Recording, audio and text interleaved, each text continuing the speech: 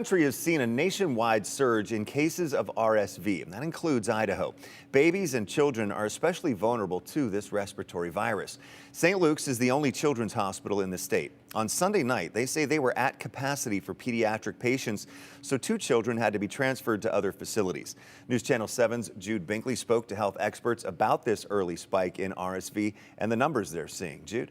Well, Doug, I've got data here from the Idaho Department of Health and Welfare, and this shows RSV positivity rates by week. Now, this point is from last week, and it goes back week by week. So we can see there's been a strong surge over the last 3 weeks.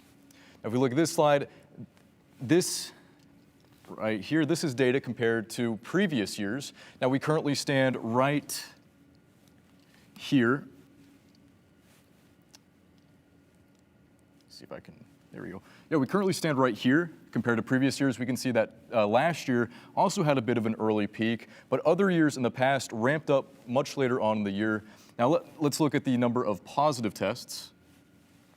And Idaho had 317 positive tests last week, 256 the week before, and 153 the week before that. So a pretty fast ramp up in positive tests really as a whole. Now, St. Luke's said they've also seen an increase in RSV cases. They hit capacity on Sunday night, but they say capacity can change multiple times a day. To help deal with demand, they opened an outpatient clinic for infants and toddlers with RSV.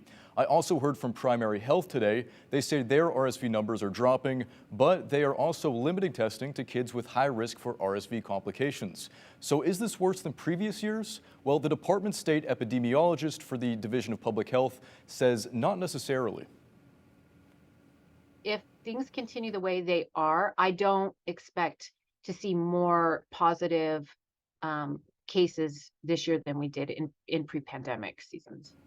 Now, Turner says we normally see RSV positivity peak at 35%, and we're nearing that mark right now. It's just much earlier than normal.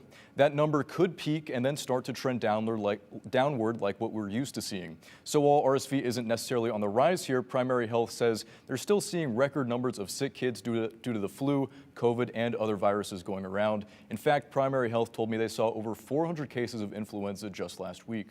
Doug? Well, we hope that this early spike doesn't mean that it's going to be that high throughout the whole season, but we'll keep watching it. I know you will, Jude. Jude, thank you so much.